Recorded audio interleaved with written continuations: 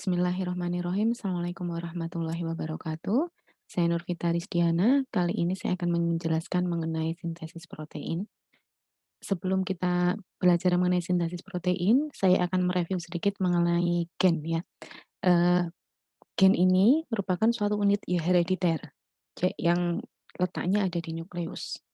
Jadi nukleus itu merupakan sel dengan unit herediter yang disebut sebagai gen. Nah, gen ini fungsinya adalah mengontrol struktur seluler dan aktivitas seluler secara langsung, dan gen itu berada di sepanjang kromosom. Nah, ini adalah bentuk dari kromosom. Kromosom itu gennya berada di sepanjang kromosom, karena kromosom itu merupakan suatu untaian seperti benang yang dia berkumpul akan membentuk suatu kromosom. Gen itu berada di sepanjang kromosom. Jadi begini ya, eh, protein ini kemudian dia akan diuntai oleh kromatin, kemudian ini yang disebut sebagai DNA.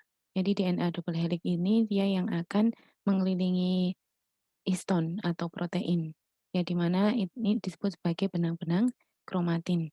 Nah, benang-benang kromatin ini yang dia akan berkumpul membentuk suatu kromosom.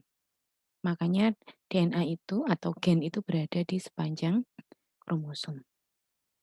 Nah, di sini kita akan membedakan antara gen dan untaian DNA ya. Jadi kalau DNA ini itu yang disebut sebagai double helix, kemudian gen itu adalah segmen-segmen yang ada di DNA. Nah, selanjutnya untaian DNA yang panjang ini akan tersusun bersama protein dan memintal membentuk suatu kromosom. Jadi untaian DNA tersebut dia tersusun bersama protein seperti pintalan benang, kemudian membentuk suatu kromosom.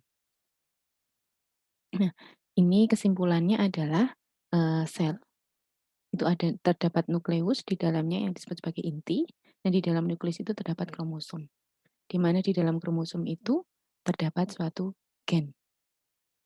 Nah, ini double helix ini yang disebut sebagai DNA. Nah, ini sedangkan yang disebut sebagai genom, genom adalah jumlah total keseluruhan sel DNA. Genom adalah jumlah total keseluruhan DNA yang ada dalam satu sel. Nah, jadi kalau ada dalam satu sel, itu ini ya, ada sekitar 23 pasang. 23 pasang ditambah terdapat 22 pasang autosom, kemudian ada satu pasang genosom atau sel genom. Nah, kemudian jumlah kromosom atau sel somatik itu ada 46 kromosom.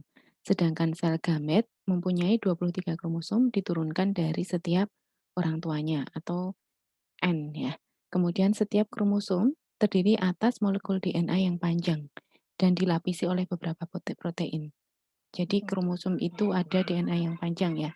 Kemudian sedangkan kompleks DNA, protein, dan beberapa RNA disebut sebagai kromatin.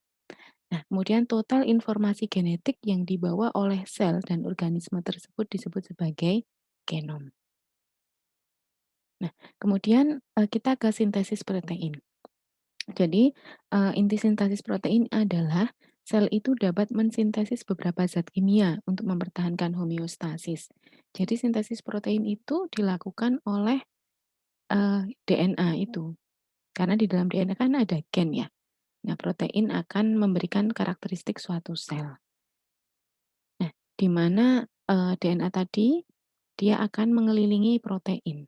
Makanya itu yang disebut sebagai sintesis protein. Sintesis protein itu berasal dari gen tersebut. Nah, kemudian ada dua tahapan sintesis protein, yaitu transkripsi dan translasi. Kalau transkripsi itu perubahan DNA menjadi mRNA, sedangkan translasi perubahan mRNA menjadi protein.